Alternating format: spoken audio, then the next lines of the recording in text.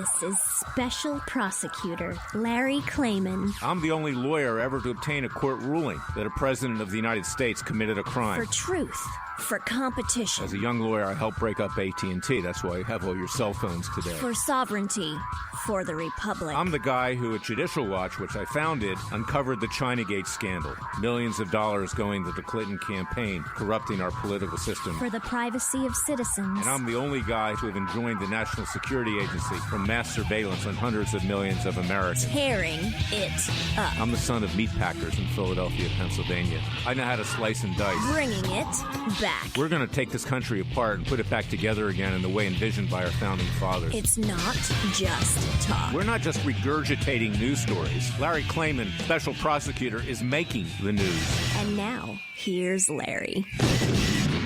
Welcome to this week's edition of Special Prosecutor with Larry Klayman. I want to wish everybody a happy Thanksgiving holiday. Hope that you all enjoyed Black Friday. We seem to be living through more than Black Friday when it comes to this country lately. Things are headed really south. And, of course, we're talking about these so-called impeachment proceedings. I'm going to get to other issues in this show. I think there's an interesting development in terms of UFOs and alien craft. Just last week, something was hovering over the White House and the Capitol. The federal government doesn't want to say what it is. That's no great surprise. One has to wonder if it's not birds like they claim. If it's birds, maybe there's a lot of proof that the birds were there. I mean, you could look at the bird poop to see what's on the White House. They haven't talked about that. Somewhat facetiously, I say that.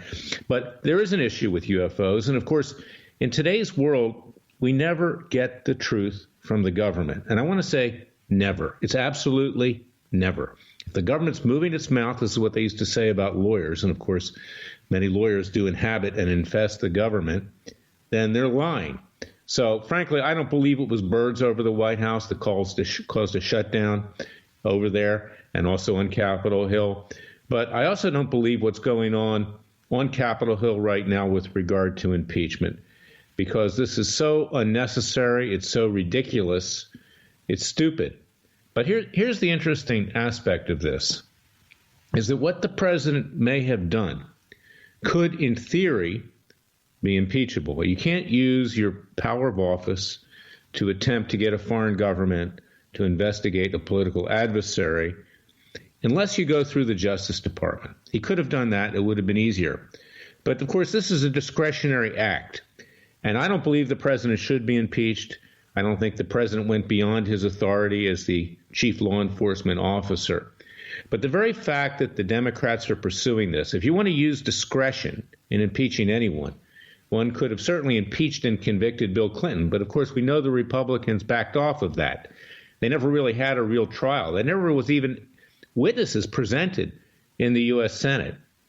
So it'll be interesting to see what happens if the House of Representatives, run by that evil witch Nancy Pelosi, actually causes an impeachment of President Trump and it goes over to the Senate.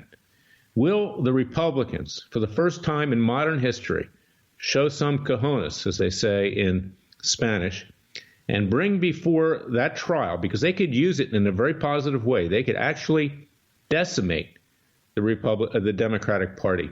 You could bring Hillary Clinton in front of there. You could bring Podesta. You could bring Harold Ickes, who was one of the consigliere of the Clintons, who, of course, all these people were likely involved in misuse of power with regard to the Ukraine and Russia, with regard to Steele dossiers and everything else that was going on.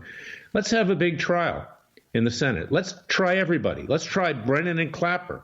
Let's try them all. Bring them all in as witnesses. Let the American people see what criminals run our government on both sides of the political spectrum. I'm not just talking about Democrats, also Republicans. And you got to ask yourself the question, I love the president. I want him to succeed. There's no alternative to President Trump. If anyone else gets elected, I'm not advocating who to vote for. I don't do that. I'm just telling you my own take on this. This country's going down. It's going down the drain. We can't have socialists. We can't have radical Muslims. We can't have radical atheists. We can't have radical feminists. We can't have all these radical groups take this country over. And the president, in terms of the politicians in this country, is the last line of defense. But as I've said before, he's not pure, and neither is the Republican Party. And as we're going into 2020, I asked the president, do a check of who you have associated with, because you need to associate with better people. You are now president of the United States. You're no longer the head of Trump Enterprises or whatever the name of his organization was. You cannot be associating with the Roger Stones. You cannot be associating with the Paul Manaforts. You cannot be associating with the Rick Gates.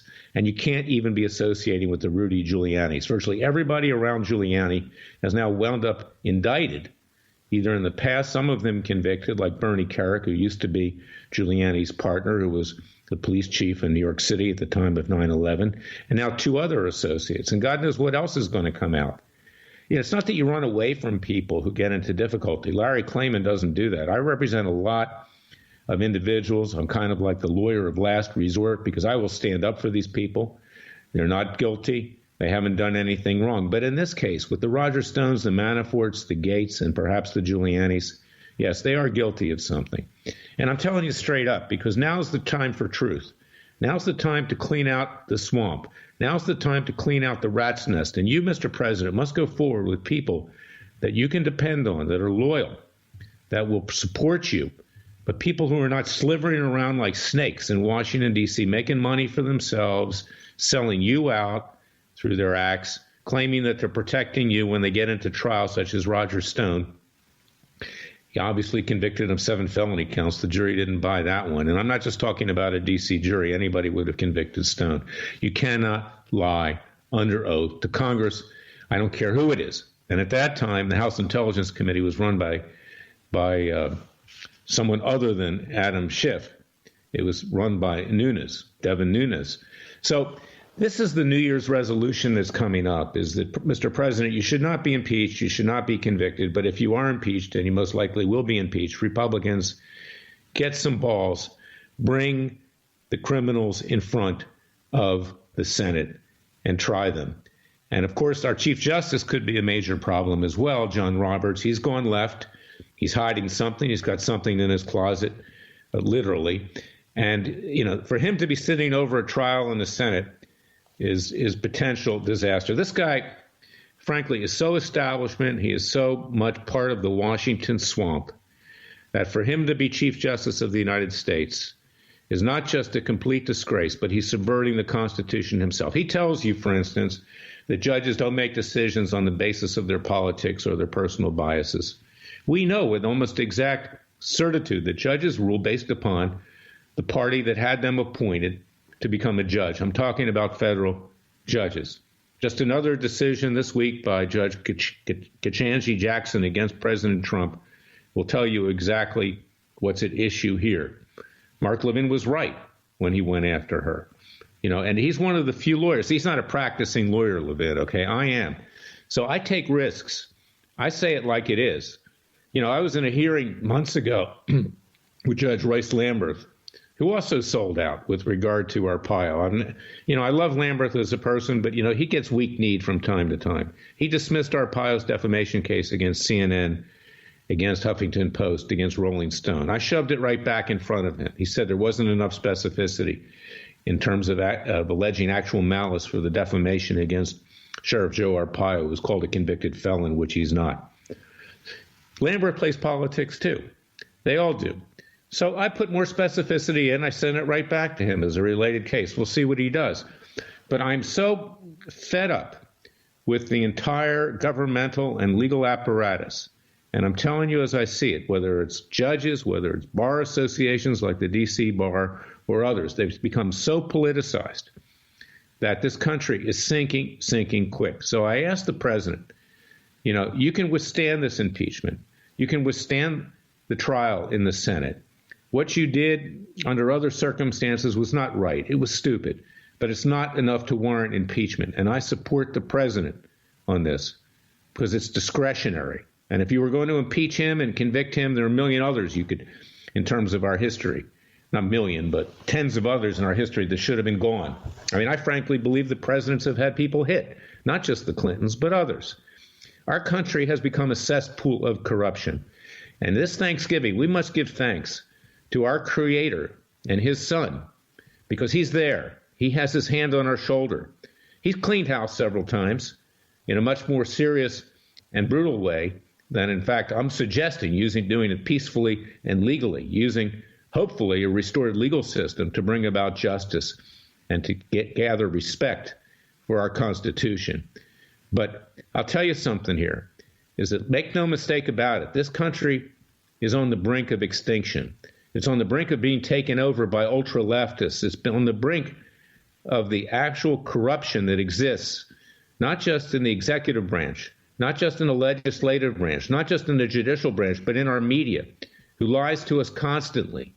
And that's why we should give thanks this Thanksgiving, that we have a creator, that we are the greatest country on earth in principle, but it's run by corrupt people. And the president needs to disassociate himself from these corrupt people and move on and be more presidential, because he's done great things. He has many things ahead of him. And we're here at Freedom Watch to defend him and to make sure that he survives. And I ask you to go to freedomwatchusa.org, contribute to our cause, join our Justice League, join our leftist media strike force, our judicial selection strike force, our coalition of the Jewish right, which also includes Christians, to support Israel, our truest ally in the world. Because without doing that, without rising up peacefully and legally, the American people will be lost and we will lose our country. We're on the brink of it right now. I'm going to be right back with the second segment of Special Prosecutor with Larry Klayman, because I have more to say today, frankly, and I am upset because, you see, at Thanksgiving, it does cause you to take stock. You know, we ate some turkey yesterday, but the real turkeys, and that's the nicest way to put it, are located in the capital of corruption, and we're here to help clean it up. So go to freedomwatchusa.org, contribute to our cause. We need to get bigger. We are the People's Justice Department. I'll be right back with the second segment of Special Prosecutor with Larry Klayman.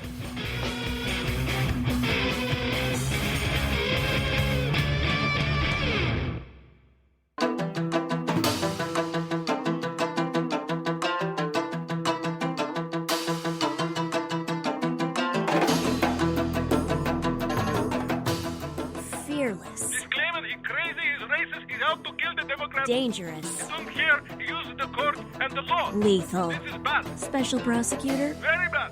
Larry Klayman. If you'd like to support Freedom Watch and this radio show, go to freedomwatchusa.org.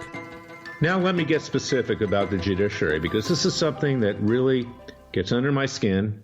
It's why I started Judicial Watch on July 29th, 1994, is that our judges are in principle our most important public servants. But in reality, they're politicians in robes. In reality, they think they're God. I'm talking about the federal judges, not so much the state judges. They're accountable to the people. They have to get reelected. When I go into a state court, and I was in a state court this week on behalf of a client who we won the case. We got a restraining order against somebody that was harassing him. But he was respectful. He listened to the evidence. He wasn't politicized. And it reminded me of the difference, generally speaking, between state court judges who are not perfect, but the federal judges who think they're God.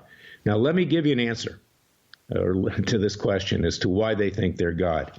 They think they're God because the founding fathers, who I've said many times were enlightened, but they weren't God, made a mistake. They gave them life tenure. And with life tenure, they gave them the ability to do whatever they want with no consequence. They can't be voted out of office, and impeachment is virtually impossible unless you actually catch them red-handed taking money and a bribe. And even then, it's not certain. The FBI does not really investigate judges. They depend on judges for convictions in their criminal cases.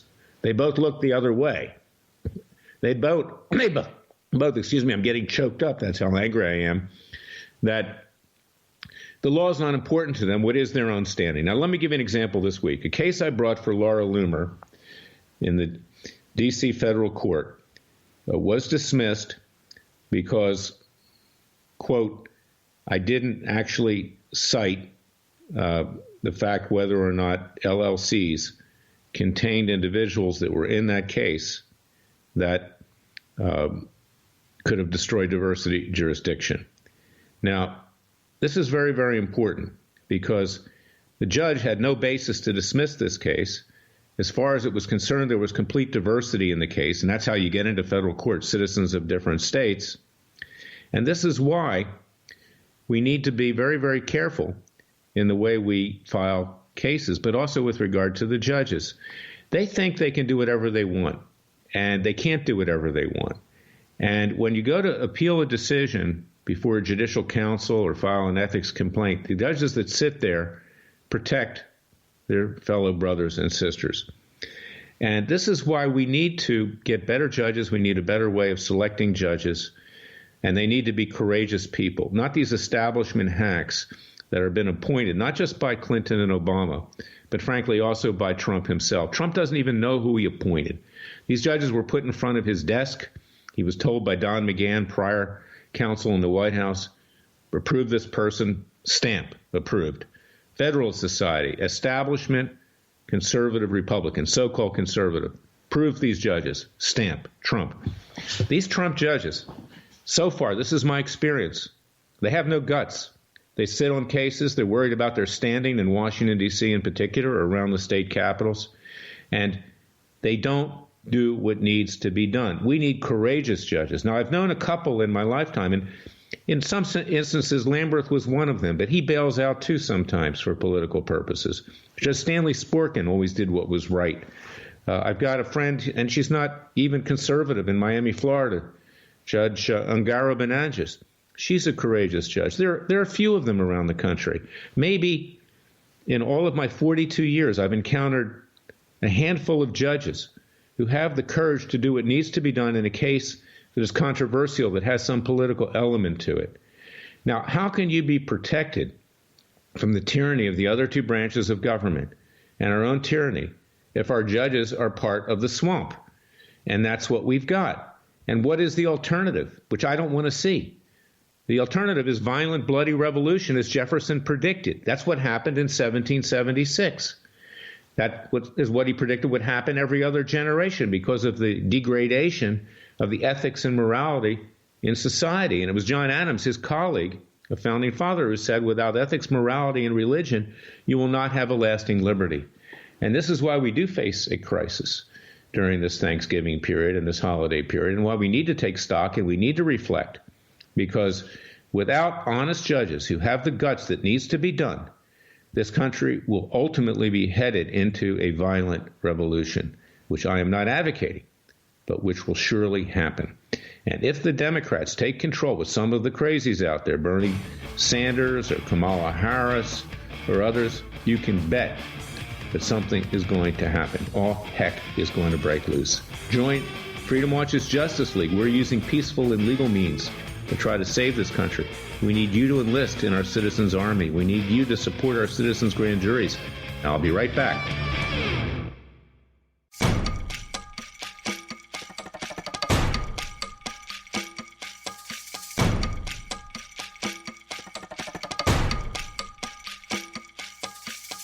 And now, 4 words that make corrupt politicians make wee-wee in their little pants. Transparency and the rule of law will be the touchstones of this presidency. But we have to pass the bill so that you can find out what is in it. Special Prosecutor Larry Klayman. Be the one who makes our country great again. Go to freedomwatchusa.org and donate. I'm back with my good friend, a great talent, a radio personality, formerly a producer at Radio America, Franklin RAFF. He produced the Gordon Liddy Show. And I might add, Gordon Liddy, that's an interesting story. We can talk a little bit about that with Franklin. But you know what? He had the courage of his convictions. He was one of the Watergate burglars. He said, I did it because there's a question of malum in se versus malum prohibitum. I did it because I thought it was right. Of course, it wasn't right, but he thought it was right. But he had the courage of his convictions. He wasn't Roger Stone. He didn't lie about things. You know, he said, okay, I did it, and he took his punishment. And he became a great personality in the conservative community and the radio community. And Franklin was his producer, but Franklin is also a great radio talk show host, very funny, very bright, a former Yale grad. But anyway, I want to talk about something about my alma mater, Duke University, because this really bothers me. You know, I went to Duke. I love Duke. I'm sure Franklin loves Yale. But it's, you know, the way things are going these days, there's like no integrity. I'm starting to talk like a millennial. That's how upset I am. Is that these colleges of great academic excellence have bastardized themselves. They've sold out. And Duke has become the Berkeley of the South in many ways. I'm talking about the basketball program. Of course, I've been proud when Duke wins basketball games and national championships. But the way things are today, this one and done, you bring somebody in, he doesn't represent the student body, he plays on the basketball team, not just one person, basically the entire team, freshmen. They're professionals. They're there for 1 year. They leave, they go to the NBA. They have no business, in my opinion, being in college or university. They should simply go straight to the NBA. The NBA doesn't allow that. Perhaps they should change their rules, because certainly LeBron James, Kobe Bryant, they went from high school in those days. That wasn't a rule that prevented it. Let them do that. But these people do not represent the student body. They represent themselves. They're there to mature in terms of their physical ability, their basketball ability, to make millions when they leave. Some of them are nice kids. I'm sure Zion Williamson last year is a nice kid. He's just using the system. Now, in California, the governor, our crazy governor out here, I'm not a citizen of California, I'm a citizen of Florida, but I spend time out here, is that he says they should be paid, okay? And the legislature allows that. So now, Duke University, under Mike Krzyzewski, Coach K, who at one time was a great coach, he's never been a great game coach, but he was a coach in terms of teaching the kids how to play, and there was some integrity. Now he says, okay, they should be paid. Why is he doing that? Because he doesn't want to lose the recruits to California schools like UCLA and others. But this week, Duke got its comeuppance, and frankly, I'm glad Duke got its comeuppance. It lost to a school that nobody's ever heard of, Stephen F. Austin, off the charts. It lost with its professional pro team. It lost with its bastardized non-academic team, who was there only to jump over to the NBA. And I'm glad Duke lost. I'm glad Duke was humiliated. As much as I love my alma mater, I want to see it go back to academic excellence. I want the kids that go there to graduate, and they shouldn't be paid. It's a great gift to get a scholarship, and they should not, in fact, be using Duke that way, manipulating Duke for their own purposes. Sure, for their academic purposes. But this is demonstrative. I want to ask Franklin about this and get his thoughts. He may not agree with me, but this is demonstrative of the lack of integrity, the lack of reality, the lack of, frankly, I think ethics in our society as a whole, is that when you see these kinds of things going on in your own university, and it's not just Duke, all of them, I'm sure that except for the Ivy League, everybody can do the same thing. The Ivy League actually, which I don't care for the Ivy League, frankly, for other reasons, because it's very leftist. But this is something which tells you about the rot that's going on in society. So, frankly, give me your thoughts on this, because maybe you don't agree with me, but it gets under my skin because, I prided myself in going to a school that was an excellent academic institution. I remember the basketball players. They went to class. They studied. They graduated. But that's not the case anymore. It's remarkable that you bring this up because, when I'm hanging out with Larry Klayman, I never know what we're going to talk about.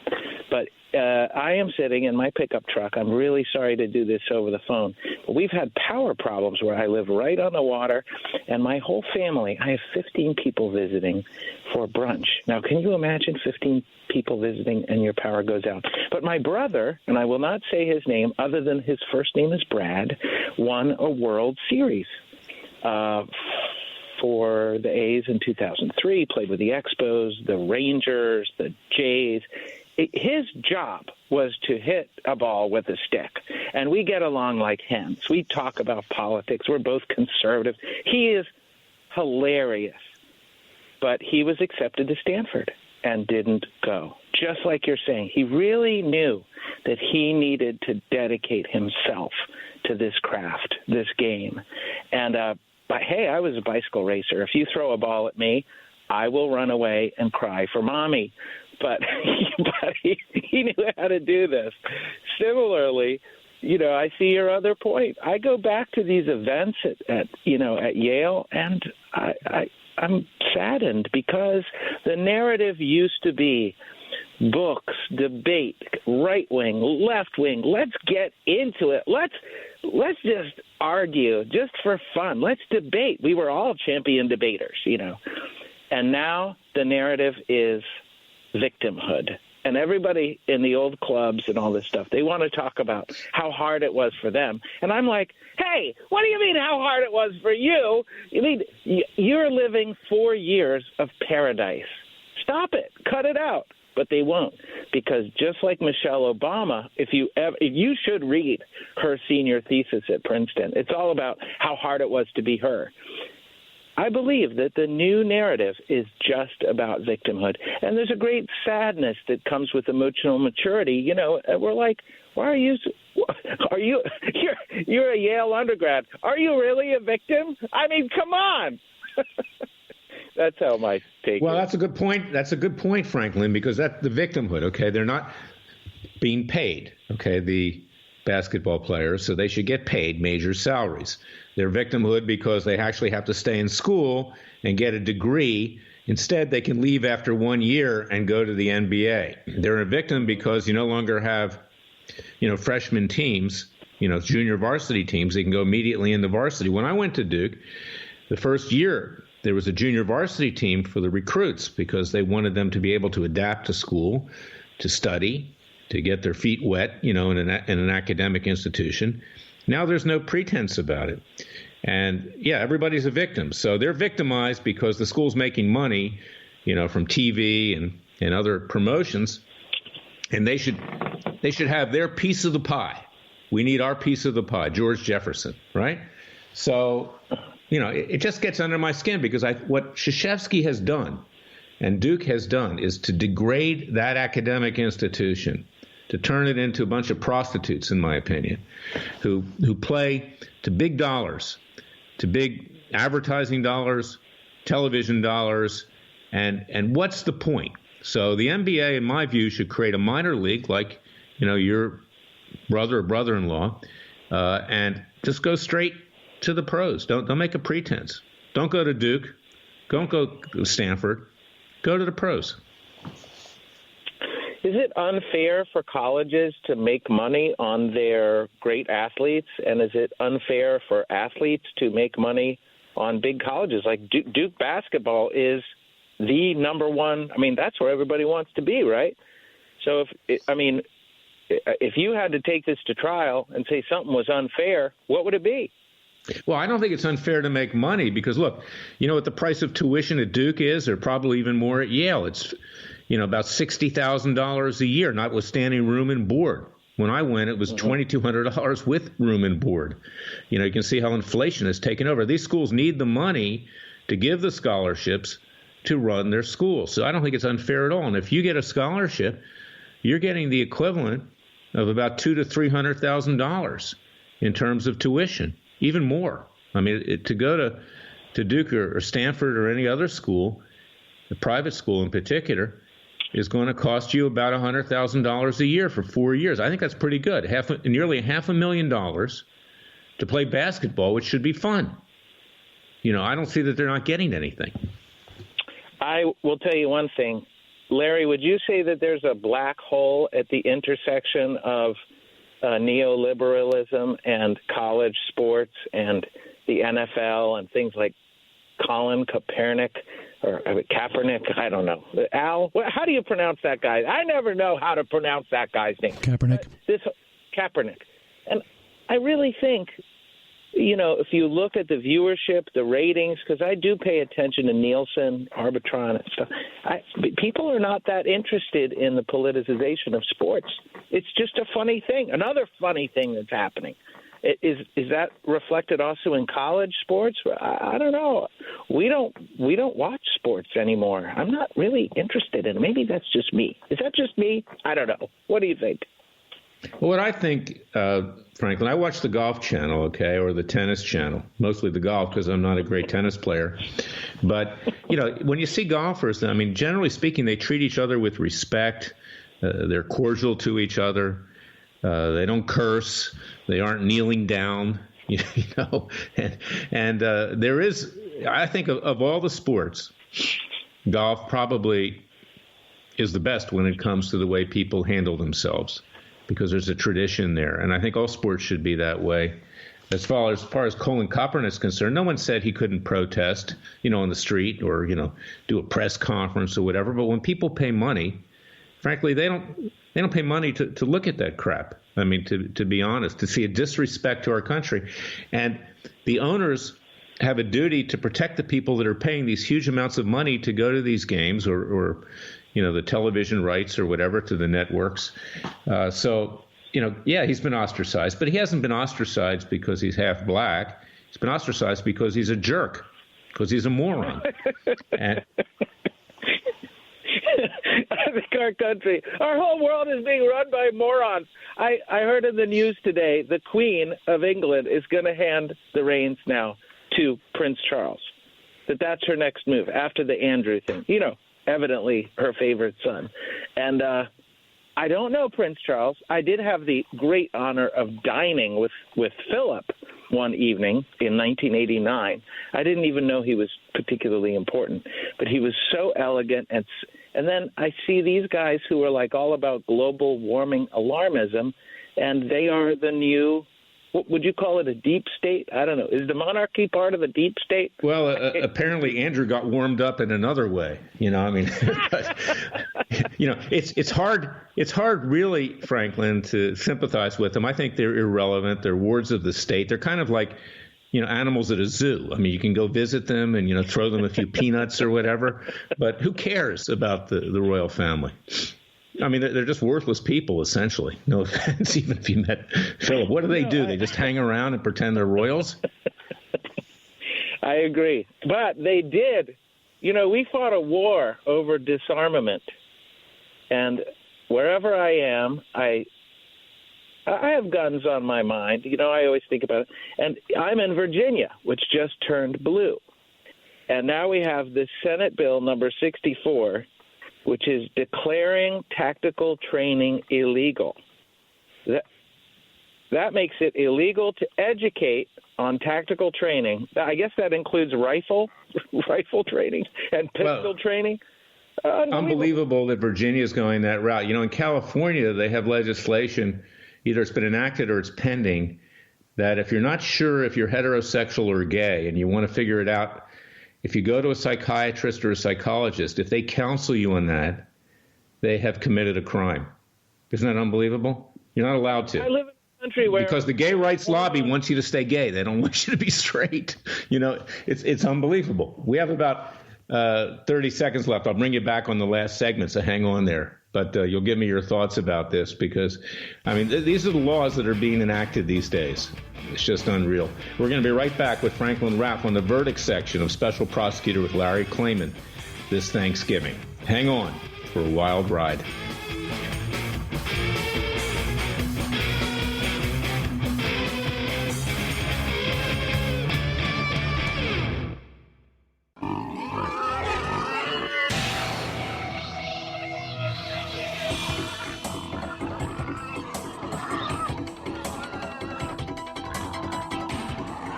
Before he was a trial lawyer, he sliced him and diced him. People used to ask me, Larry, what caused you to start Judicial Watch and now Freedom Watch, given the powerful forces in this country that put you at risk? In a meat packing plant. I'm the son of meat packers in Philadelphia, Pennsylvania. I know how to slice and dice. A very special prosecutor, Larry Klayman. If you'd like to support Freedom Watch and this radio show, go to freedomwatchusa.org.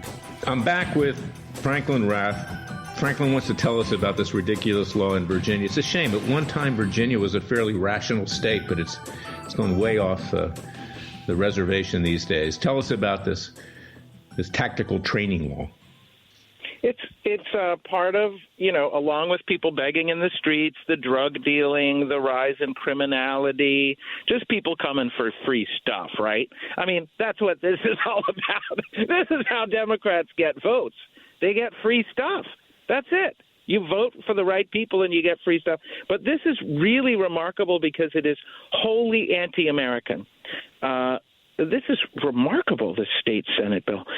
A person is guilty of unlawful paramilitary activity. Now, when I say that, what do you think, Larry, as a lawyer? You think of the Second Amendment, right? Unlawful paramilitary activity. Punishable as a Class 5 felony if he, 1, and I'll abbreviate, teaches or demonstrates to any other person the use, application, or making of any firearm. Maybe we'll just stop with one, right? If I teach my son how to shoot a rifle, which is a big part of our family tradition, right? I am guilty, punishable, classified. I mean, can you make sense? And this is Virginia. This is the state of George Washington, of Thomas Jefferson, of other great founding fathers who obviously used firearms to create a new nation. I mean, that's unbelievable. I suspect the NRA, which gives firearm instruction and has its headquarters in Northern Virginia, will oppose that. Let's hope they're successful. But, I mean, this tells you where we are today. Things are just upside down.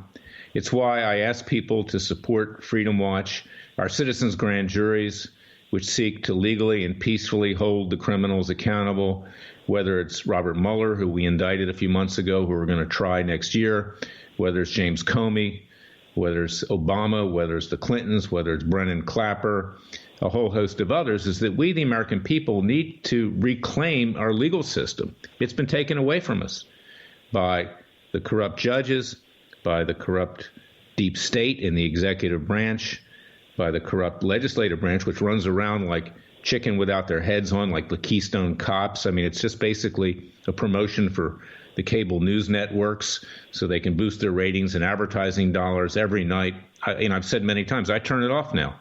I watch the Golf Channel. I want to know the news. I don't want to see the same story over and over again. Usually Fox News, which is more, at least it used to be, more ideologically akin. It's no longer. It's going left. They have 3 stories every night. That's it. Same story on Martha McCullum, same story on Tucker Carlson, same story on Laura Ingraham, same story on the whole rest of them. Who wants to watch this? You're wasting your time. So join Freedom Watch. Become a member of our Justice League. You're the superheroes. You're the American people. We need to reclaim our country. Franklin, final thoughts this Thanksgiving on what we need to do to save our country. Let her rip. Well, I'll say that when you take big steps, you make big risks. Working with you, Joseph Farah, Gordon Liddy, I have to tell you, I guess we're known by the quality of our enemies. And it's hard.